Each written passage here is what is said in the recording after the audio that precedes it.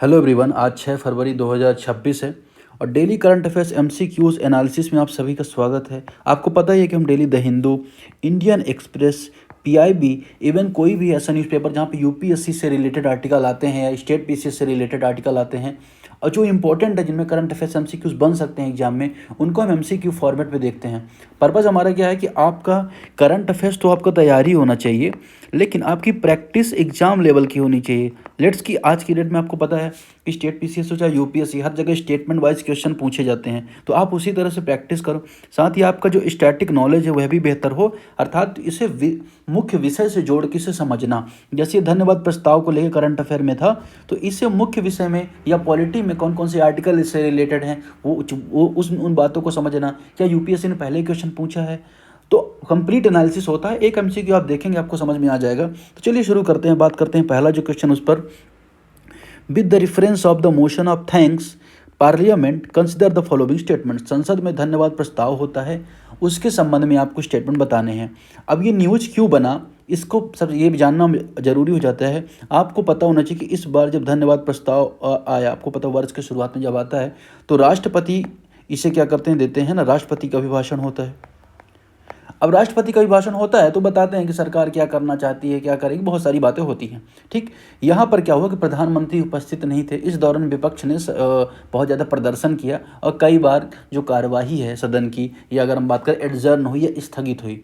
तो ये यहाँ पे टॉपिक ये बनता है कि आखिर धन्यवाद प्रस्ताव क्या है या मोशन ऑफ थैंक्स किसे कहते हैं। ठीक, अब अगर आपको पता होना चाहिए, हालांकि बहुत सारे मंत्री उपलब्ध थे, लेकिन इसका जो यूपीएससी एग्जाम में क्या इंपॉर्टेंट है वो मैं आपको बताता हूँ। अगर आप मोशन ऑफ थैंक्स के बारे में देखें तो कॉन्स्टिट्यूशन के किस आर्टिकल में मेंशन है, एक तो ये आपको पता होना चाहिए। तो आर्टिकल 87 बात करता है किसके बारे में, मोशन ऑफ थैंक्स के बारे में। मोशन ऑफ थैंक्स के बारे में बात करते हैं कि जो प्रेसिडेंट है, राष्ट्रपति है, संसद के दोनों सदन है, मतलब कि जो राज्यसभा है या लोकसभा, दोनों को क्या करेंगे, स्पीच देंगे, दोनों को संबोधित करेंगे। और ऐसा 2 बार होता है, इलेक्शन के बाद, आफ्टर द इलेक्शन, इलेक्शन के बाद होता है। दूसरा, हर वर्ष के प्रथम सत्र में, मतलब वर्ष ईयर चल रहा है तो उसका जो फर्स्ट सेशन है, वर्ष का जो फर्स्ट सेशन है उसमें होता है ना। तो धन्यवाद प्रस्ताव होता है, इसके माध्यम से चर्चा की जाती है। ठीक, तो मतलब अगर आप देखें तो जो भी पार्टी दल में है उसकी तरफ से एक तरह का प्रपोजल होता है। ठीक, अब यहाँ पे एक बात यहाँ पे आपको याद रखना जरूरी है कि अगर धन्यवाद प्रस्ताव पारित नहीं होता है तो इसे लॉस ऑफ कॉन्फिडेंस या सरकार की हार माना जाता है, या अगर हम बात करें सरकार पर जो विश्वास है नहीं है सदन का, ऐसा माना जाता है। ठीक, तो एक तो ये बात आपको पता होना चाहिए। दूसरी बात ये पता होना चाहिए कि आखिर प्रधानमंत्री नहीं थे तो क्या कोई ऐसी संवैधानिक बाध्यता है, नहीं। कोई भी कॉन्स्टिट्यूशन बाध्यता अगर देखें किसी तरह का बाइंडिंग नहीं है, नॉट बाइंडिंग कि प्रधानमंत्री अवेलेबल हो, उपलब्ध हो, ऐसा कुछ भी नहीं है। बल्कि अगर आप देखोगे कि जो परंपरा चली आ रही है संविधान की, अगर हम बात करें, या अगर हम बात करें, इसे एक वर्ड बोला जाता है, चलिए मुझे ध्यान आएगा तो मैं बताऊंगा, तो उस परंपरा के अनुसार रहते हैं, लेकिन इस बार नहीं रहे। ठीक है, तो ये यहाँ पर मुद्दा था। इस मुद्दे पर क्वेश्चन कैसे बन सकता है ये देखते हैं कि the motion of thanks in discuss after the president address under article 87। धन्यवाद प्रस्ताव पर चर्चा संविधान के अनुच्छेद 87 के अंतर्गत राष्ट्रपति के अभिभाषण के बाद की जाती है। करेक्ट है, मतलब पहले अभिभाषण दे देते हैं, स्पीच दे देते हैं, उसके बाद उस पर चर्चा होती है। दूसरा, defeat of motion of thanks amount to a loss of confidence council of minister. धन्यवाद प्रस्ताव की पराजय मंत्रिपरिषद के प्रति हानि मानी जाती है। ठीक, constitution mandate the prime minister present during the voting of motion. संविधान ये बाध्य करता है कि जब धन्यवाद प्रस्ताव पेश किया जा रहा हो तो वहाँ पर प्रधानमंत्री को रहना अनिवार्य है। अब क्या मैंने इसी के बारे में तो आपको बताया कि ऐसी कोई बाध्यता संविधान में नहीं दी गई है, परंपरा चली आ रही, ट्रेडिशन चले आ रहे हैं, इसलिए नहीं थे, तो इस बात में मुद्दा बन गया। ठीक है, तो चलिए 1 2 यहाँ पे करेक्ट आंसर हो जाएगा, 1 और 2 ओनली। ठीक है, तो ये स्टैटिक का टॉपिक हमने यहाँ पर करंट अफेयर से जोड़ के देखा। उसी तरह से अगर आप देखें दूसरा जो टॉपिक है किसके बारे में बात करें, सर बहुत सारे टॉपिक, गल्फ कॉपरेशन जो काउंसिल है इसके बारे में, माइनर फॉरेस्ट प्रोड्यूस है, न्यू स्टार्ट ट्रीटी है रसिया यूएस के बीच में, या वायु शक्ति सैन्य अभ्यास है, स्फेयर एक्समिशन है। तो हाईली इंपॉर्टेंट टॉपिक है, कोई भी ऐसा क्वेश्चन नहीं है जो मतलब कि रिपीट हो या तो मतलब रोज रोज आ रहा हो। अब दूसरा मैं भी यह भी ध्यान रखता हूँ कि बार बार सेम क्वेश्चन रिपीट ना हो, इसलिए अगर कोई टॉपिक मैं पहले कवर कर चुका होता हूँ उस पर एमसीक्यू बार बार नहीं लाता हूँ। तो आपसे ये उम्मीद की जाती है कि पुराने वीडियोस आप देख के आ रहे हैं। ठीक है, लेट्स की माइनर फोर्ट, अब ये कल धन्यवाद प्रस्ताव के बारे में कल भी आर्टिकल आएगा, लेकिन मैं कल इसे एड्रेस नहीं करूंगा यहाँ पर।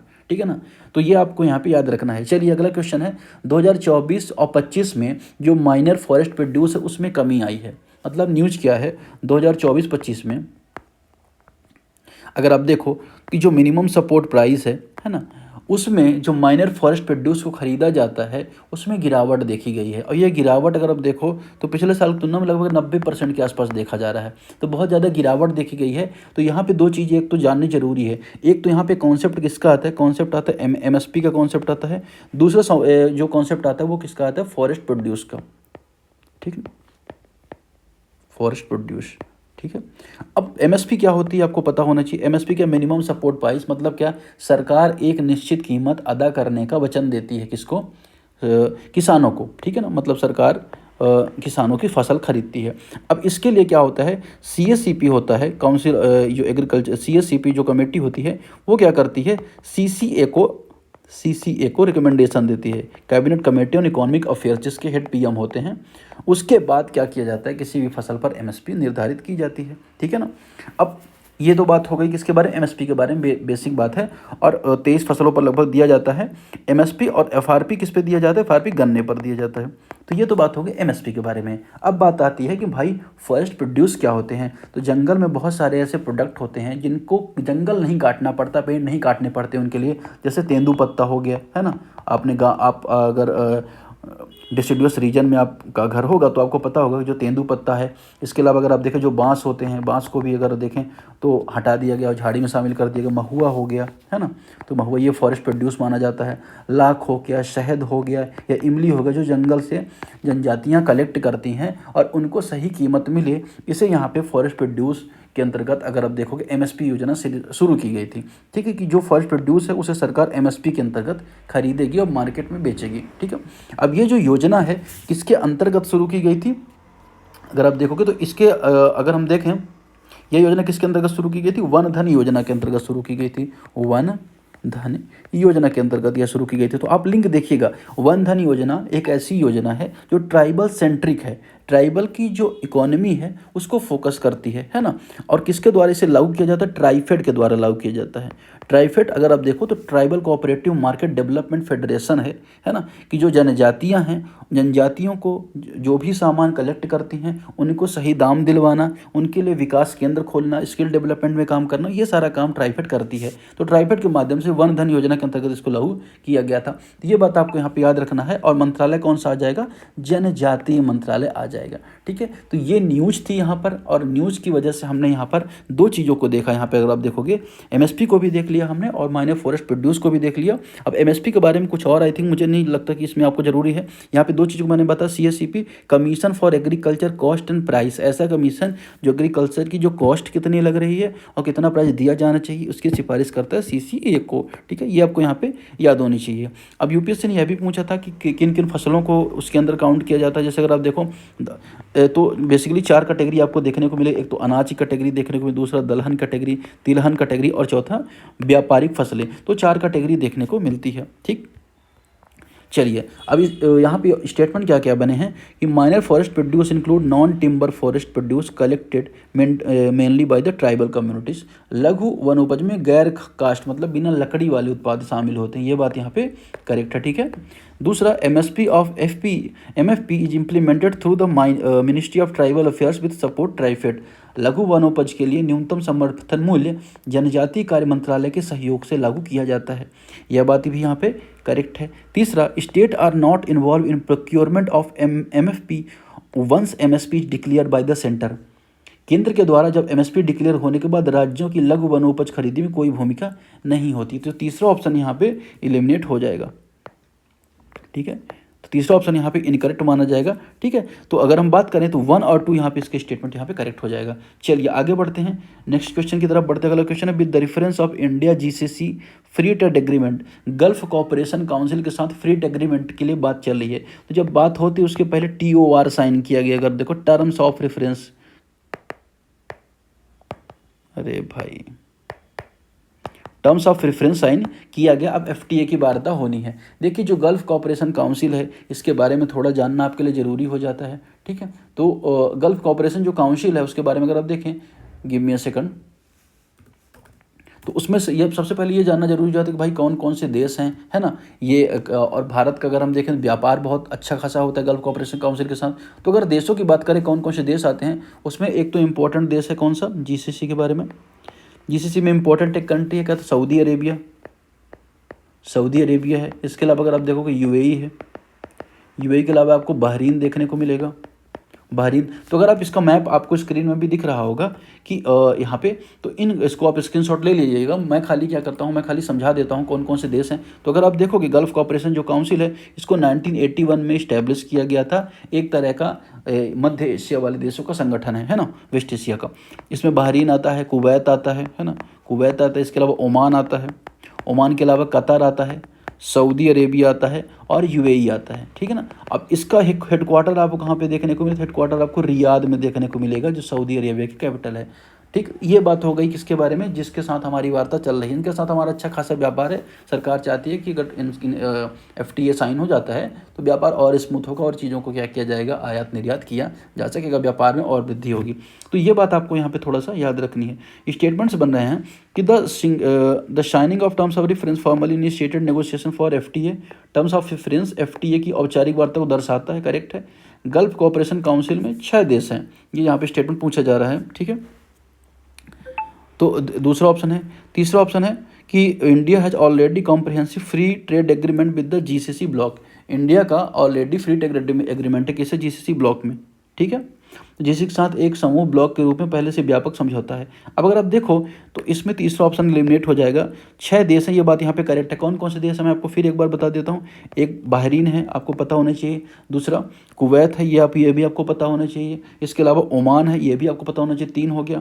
कतर चौथी कंट्री हो गया, ठीक है। सऊदी अरेबिया 5वीं कंट्री हो गया और UAE 6ठी कंट्री हो गया। 6 देश हैं इसमें, 1981 में इसको स्टैब्लिश किया गया था, ठीक है। तो करेक्ट आंसर आपको 1 2 यहाँ पर हो जाएगा। आगे बढ़ें, क्वेश्चन नंबर 4 की तरफ देखते हैं। क्वेश्चन नंबर 4 किसके बारे में, with the reference of new start treaty consider the following statements. अब न्यू स्टार्ट ट्रीटी किसके बीच में है, सबसे पहले ये जानना इंपॉर्टेंट है। द हिंदू में आया था। तो अगर आप देखोगे तो न्यूज ये है कि 2026 में न्यू स्टार्ट जो ट्रीटी है औपचारिक रूप से ऑफिशियली समाप्त हो गई है।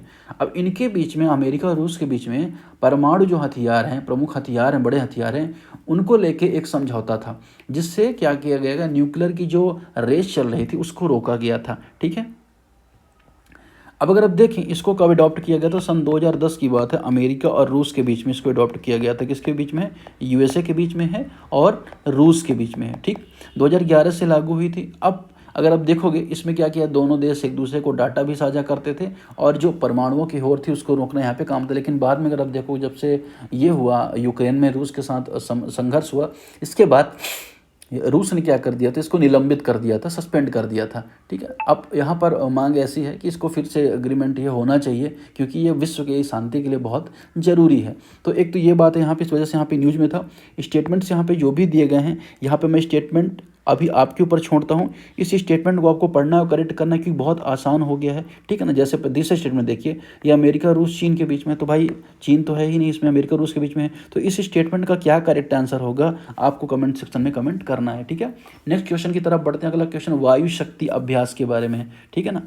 अब अगर आप देखो, इंडियन एयरफोर्स पाकिस्तान की सीमा के पास एक बड़ा सैन्य अभ्यास कर रही है। तो किसका अभ्यास है, तो ये आपको पता होना चाहिए। तो इंडियन एयरफोर्स का अभ्यास है, ठीक है, एयरफोर्स का अभ्यास है, ठीक है ना। वायु शक्ति, तो एक तरह का सिमुलेटेड वॉर क्रिएट किया जाएगा, काल्पनिक युद्ध की सिचुएशन क्रिएट की जाएगी कि काल्पनिक युद्ध में एयरफोर्स किस तरह से परफॉर्म करती है, और ये अभ्यास पोखरण फील्ड रेंज में किया जाएगा। दूसरा अगर आप देखोगे तो ये 2026 की एक बहुत इंपॉर्टेंट ड्रिल मानी जा रही है, और इसमें अगर आप देखोगे 100 से ज़्यादा विमान इस युद्ध में हिस्सा लेने वाले हैं। तो कोई नॉर्मल ये अभ्यास नहीं है। इसमें राफेल है, सुखोई है, तेजस है, MiG-21 है, मिराज है, जगुआर है। तो भारत के जो भी इंपॉर्टेंट विमान है, MiG-21 है, ये भी यहाँ पे पार्टिसिपेट करेंगे। MiG-21 आई थिंक नहीं करेगा, क्योंकि MiG-21 एलिमिनेट कर दिया गया है। MiG-29 अभी चल रहा है, जो हमने रसिया से लिया है, ठीक। तो ये यहाँ पे सैन्य अभ्यास है जो इम्पोर्टेंट है, इसके बारे में यहाँ पे जानना था। स्टेटमेंट्स यहाँ पे बन रहे हैं क्या, it is the major combat exercise conducted in the air force, है ना। दूसरा इम्पोर्टेंट क्या है, गिव मी अ सेकंड।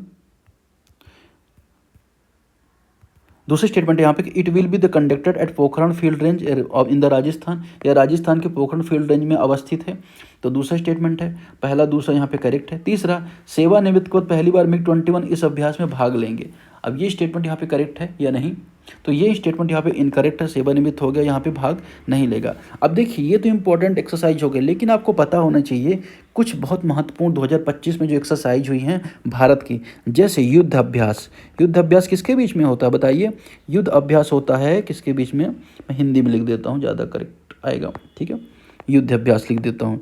तो युद्ध अभ्यास होता है भारत और अमेरिका के बीच में, और इसे कब कंडक्ट किया गया था? 1 से 14 सितंबर के बीच कंडक्ट किया गया था, ठीक है। तो अलास्का में इसको कंडक्ट किया गया था। कहाँ पे कंडक्ट किया गया था? अलास्का पे। इस पे एग्जाम में क्वेश्चन पूछे जा सकते हैं। फिर अगर आप देखोगे 17 से 30 नवंबर के बीच में एक अभ्यास और होता है, नवंबर में, अजय वॉरियर। अजय वॉरियर ये 2 साल में होने वाला अभ्यास है, ठीक है। और इसको हमने कंडक्ट कहाँ पे किया था? राजस्थान में कंडक्ट किया था। किसके साथ किया था? इंडिया और यूके के साथ किया था। तो ये दूसरा इंपॉर्टेंट एक्सरसाइज हो गई। फिर तीसरी एक्सरसाइज हमने कंडक्ट की मित्र शक्ति, नवंबर में ही हमने कंडक्ट की, और ये हमने बेलगावी कर्नाटका में कंडक्ट की। कहाँ पे? बेलगावी कर्नाटका में। तो भारत और श्रीलंका के बीच में हमने नवंबर में एक्सरसाइज कंडक्ट की। फिर इसके अलावा हमने एक और एक्सरसाइज कंडक्ट की, एक्सरसाइज त्रिशूल, एक्सरसाइज त्रिशूल, तो जिसमें तीनों सेनाओं ने भाग लिया है ना। तीनों, भारत की जो थल सेना है, जल सेना है और वायु सेना, तीनों ने इसमें भाग लिया। इसे हमने कंडक्ट किया था राजस्थान, गुजरात में, ठीक है। और बेसिकली इसी तरह कुछ एक्सरसाइज थी जिन्हें हमने इस साल कंडक्ट किया। तो ये इंपॉर्टेंट हो सकती हैं। मालाबार एक्सरसाइज आपको पता है कि भारत, ऑस्ट्रेलिया, जापान और यूएस, लेकिन इतना ज़्यादा ठंडे बस्ते में जा चुका है क्वाड अभी, तो मुझे नहीं लगता कि इस पर क्वेश्चन पूछा जाएगा। तो 1 2 यहाँ पे करेक्ट आंसर हो जाएगा। नेक्स्ट क्वेश्चन की तरफ बढ़ेंगे। क्वेश्चन नंबर 6 है। क्वेश्चन नंबर 6 किसके बारे में कह रहा है? क्वेश्चन नंबर 6 कह रहा है स्फीयर एक्स के बारे में, ठीक है। तो नासा ने क्या किया है? स्फीयर एक्स मिशन ने जो इंटर स्टेलर, अगर हम बात करें, सॉरी, तो इसमें क्या किया कि जो give me a second, NASA ने अभी एक स्टडी की है किस पे? एस्ट्रोफिजिक्स पे, ठीक है ना। और ये किसके माध्यम से की? स्फीयर एक्स मिशन के माध्यम से की है। तो जो स्फीयर एक्स मिशन है, जिसके बारे में आप प्रश्न पूछा जा रहा है, उसको लॉन्च किया गया था कब? 11 मार्च 2025 को। 11 मार्च 2025 को। इसका फुल फॉर्म क्या था? Spectrophotometer of history of universe, ठीक है। यह एक मेगाफोन के साइज का एक तरह के क्या था? मिशन था, ठीक है ना। अब इसमें अगर आप देखोगे तो 2 साल का इसका टेन्योर था, है ना। पर्पज क्या है कि जो भी आकाशगंगा गैलेक्सीज हैं, मिल्की वे हैं, और जितने भी तारे हैं, जितने भी तारे पॉसिबल हो, उनका डाटा कलेक्ट करना, उनका डाटा कलेक्ट कर 3D नक्शा तैयार करना, ठीक है ना। इसका पर्पज मेनली ये है कि जो इनिशियली जो ब्रह्मांड जब बना, या जिसके बारे में थ्योरी दी जाती है, किसको? जो अगर आप देखोगे बिग बैंग थ्योरी है, या तो इस तरह की जो थ्योरी बनी, वो उनकी सच्चाई को जानना और उसकी स्टडी करना यहाँ पे पर्पज था, ठीक है। तो ये यहाँ पे किसका पर्पज था? James Webb telescope. हालांकि जेम्स वेब टेलीस्कोप इसमें मदद कर रहा है, लेकिन ये स्फीयर एक्स जो मिशन है उसका यहाँ पे पर्पज था। और ये क्या हुआ है अभी अगर आप देखोगे, इसने एक 3I एटलस नाम की जो ऑब्जेक्ट है उसको स्टडी किया है, ठीक है ना। तो किसने? इस मिशन ने किया है। तो किसका मिशन है? या नासा का मिशन है। तो ये इंपॉर्टेंट आपके लिए हो जाता है। और किसका पर्पज है, कब लॉन्च किया गया है? It is the NASA astrophysics mission launch in March 2025। मार्च 2025 में लॉन्च नासा का मिशन है, ये बात यहाँ पे करेक्ट है। दूसरा, it will conduct all sky spectral survey optical near infrared light, या ऑप्टिकल निकट इंफ्रारेड प्रकाश में आकाश का स्पेक्ट्रल सर्वेक्षण है, करेक्ट है। तीसरा, it planned mission duration in 5 year. यह मिशन की अवधि 5 वर्ष नहीं, इस मिशन की अवधि 2 वर्ष है, ठीक है ना, 2 वर्ष है। तीसरा ऑप्शन एलिमिनेट, 1 2 यहाँ पे करेक्ट आंसर हो जाएगा। क्वेश्चन नंबर 7 की तरफ बढ़ेंगे। क्वेश्चन नंबर 6 बात कर रहे हैं किसके बारे में? आप बात कर रहे हैं माइकल एंजेलो के बारे में बात कर रहा है। अब माइकल एंजेलो द्वारा एक स्केच बनाया गया पैर का एक स्केच। मतलब माइकल एंजेलो क्या है? मूर्तिकार, चित्रकार थे। उनके द्वारा एक स्केच बनाया गया जो कितने में नीलाम हुआ है? 16.9 मिलियन यूरो। इतने में क्या हुआ है? इसकी नीलामी की गई है। और जो माइकल एंजेलो हैं इटली के, बेसिकली इटली में जब पुनर्जागरण चल रहा था, अगर आपने रेनेसा के बारे में सुना होगा, तो उस दौरान जो चित्रकार हुआ करते थे, मूर्तिकार हुआ करते थे, कवि हुआ करते थे, लेखक हुआ करते थे, अपनी रचनाओं के माध्यम से पुनर्जागरण को या रेनेसा को सपोर्ट करते थे। तो उसमें जो माइकल फ्लोरेंस हैं और ये माइकल एंजेलो हैं, इन सब का योगदान बहुत बड़ा रहा। ठीक है, तो उनका एक स्केच अगर देखेंगे अभी इतने में नीलाम हुआ है। तो चलिए स्टेटमेंट यहाँ पे देखते हैं। He was the Italian Renaissance sculpture painter architect in poet, वो इतालवी मूर्तिकार चित्रकार थे, करेक्ट है। He receive patronage from the Medici family of pope Julius, उन्हें मेडिसी फैमिली पोप जूलियस का संरक्षण प्राप्त है, यह भी करेक्ट है। सिस्टीन चैपल की छत फ्लोरेंस में स्थित है, ये तो इस टाइप क्वेश्चन नहीं बनेंगे, लेकिन ठीक है आपको पता होना चाहिए। चलिए मैंने आपको बता दिया, ये भी जानकारी आपको थोड़ा सा काम आ जाएंगी। ठीक है, अभी जो ये कहाँ पे, रोम में अवस्थित है सिस्टीन चैपल, ये रोम में है, तो फ्लोरेंस में नहीं है। 1-2 इसका करेक्ट आंसर हो जाएगा। अगले क्वेश्चन की तरफ बढ़ेंगे। मेहाहू वाइल्ड लाइफ सेंचुरी के बारे में। अब आपको ये पता होना चाहिए कि भाई मेहाओ वाइल्ड लाइफ सेंचुरी है कहाँ पे, तो ये है अरुणाचल प्रदेश में। अरुणाचल प्रदेश में है, मेहाऊ झील है, वहाँ पर ये वाइल्ड लाइफ सेंचुरी है, बहुत खूबसूरत है। फोटो आप देखिएगा सर्च करके। अब यहाँ पर कुछ नदियाँ बहती हैं, जैसे अशुपानी रिवर है। ठीक है, यहाँ पे तो इस टाइप की रिवर है। न्यूज यहाँ पे क्या आई कि मेहुआऊ वाइल्ड लाइफ सेंचुरी के भीतर एक पुलिसकर्मी को, या तो एक पुलिसकर्मी को मारने वाले बाघ को पकड़ने की अनुमति दी गई है। इस वजह से यहाँ पे न्यूज में आ गया। तो यहाँ पे स्टेटमेंट है कि it is located Arunachal Pradesh, name after the Mehao lake, Mehao lake की वजह से इसका नाम है। दूसरा, यह यहाँ का भू आकृति मैदानों पठारों से घिरा हुआ है। सब जगह रेड पांडा, क्लाउडेड लेपर्ड पाए जाते हैं। तो देखिए ये मैदान पठार से नहीं गिरा जाए, तो पर्वत से गिरा हुआ है, तो दूसरा ऑप्शन यहाँ पे इनकरेक्ट हो जाएगा। रेड पांडा, क्लाउड लेपर्ड पाए जाते हैं। रही बात यहाँ पे टाइगर की, है ना, तो टाइगर की जो आयुसीन स्टेटस इंडेंजर्ड होता है, अपेंडिक्स 1 में आता है, और वाइल्ड लाइफ प्रोटेक्शन के शेड्यूल 1 में आता है। टाइगर सेंसस भी चल रहा है, इसलिए भी इंपॉर्टेंट हो जाता है। इंडिया का टारगेट है T/2, जिसे हमने अचीव कर लिया है। सबसे ज़्यादा टाइगर की संख्या मध्य प्रदेश में है, उसके बाद आपको कर्नाटका में देखने को मिलेगी। ठीक है, चलिए ये हमने यहाँ पर इसके बारे में देख लिया। अब हम लास्ट क्वेश्चन देखते हैं, माउंट एकांकागुआ के बारे में देखते हैं। तो साउथ अमेरिका में स्थित है। न्यूज़ में क्यों रहा कि माउंट अकांकागुआ में भारत के दो कहते हैं ना कि जो माउंट क्लाइम करते हैं, पर्वतारोही हैं, तो वो दिल्ली से रवाना हुए हैं, जो माउंट अकांकागुआ में चढ़ेंगे। अब अकांकागुआ की ये आपने साउथ अमेरिका की लोकेशन अगर आप देखो, यहाँ पे मैगलन स्टेट है, ये आप यहाँ पे देखोगे। ठीक है, यहाँ पे पनामा स्टेट है, पनामा जल संधि है। ये आपको पता होगा अटलांटिक ओशियन है ना। ये आपको पता होगा कि प्रशांत महासागर है, पैसिफिक ओशियन है। और यहाँ पे आपको नॉर्थ अमेरिका देखने को मिलेगा। अब इस रीजन में आपको यहाँ पे अगर मैं इसको थोड़ा सा और हाईलाइट कर देता हूँ। ठीक है, इस रीजन में आपको यहाँ पे रॉकीज मिलेगा, और इस रीजन में आपको यहाँ पे एंडीज मिलेगा। अब एंडीज में इस रीजन में आपको चिली मिलेगा, और यहाँ पे सबसे ऊंची चोटी आपको मिलेगी अकांकागुआ। ठीक है, तो ये इम्पोर्टेंट है। सॉरी, ये अर्जेंटीना में है, अकांकागुआ अर्जेंटीना में है। अर्जेंटीना और चिली के बॉर्डर में है बेसिकली। ठीक, तो ये एक तो इम्पोर्टेंट आपके लिए हो जाता है। दक्षिण अमेरिका का सबसे पुराना पर्वत माना जाता है। कि कैसे बना था, जो पैसिफिक प्लेट थी और अमेरिकन प्लेट की जो टकराहट है, उसकी वजह से जब दोनों का आपस में सबडक्शन हुआ, तो इस वजह से यहाँ पे पहाड़ एक पर्वत श्रृंखला निर्मित हुई, विश्व की सबसे लंबी पर्वत श्रृंखला मानी जाती है। ठीक है, तो ये आपके लिए इंपॉर्टेंट है। फिर कुछ इंपॉर्टेंट जैसे नजका प्लेट यहाँ पे आपको देखने को मिलेगी, है ना, और ये फोल्ड माउंटेन है, फोल्ड माउंटेन है। ठीक है ना, तो ये यहाँ पे अभी न्यूज में था, हमने यहाँ पर देख लिया। स्टेटमेंट है कि दक्षिण अमेरिका का सबसे ऊंचा पर्वत है, करेक्ट है। It is the active volcano located in Andes, यहाँ पे एक्टिव वॉल्केनो सक्रिय ज्वालामुखी है, ये भी करेक्ट है। दूसरा, ये एक थिंक सक्रिय नहीं है, ये मुझे थोड़ा सा डाउट है, ये सक्रिय नहीं है, एक्टिव नहीं है, ये अगर हम बात करें। दूसरा ऑप्शन एलिमिनेट हो जाता है। तीसरा, it was form due to subduction of Nazca plate beneath of South American plate के दक्षिण अमेरिका प्लेट के नीचे सबडक्शन हुआ था, इस वजह से इसका इमरजेंस हुआ था। तो तीसरा ऑप्शन यहाँ पे करेक्ट हो जाएगा। तो आज का डिस्कशन फिलहाल इतना ही। आपको PDF कैसे लेना है, तो आपको हमारे चैनल के डिस्क्रिप्शन में, उस वीडियो के डिस्क्रिप्शन में टेलीग्राम चैनल मिल जाएगा, वहाँ पर आप जाएंगे, PDF वहाँ से डाउनलोड कर सकते हैं।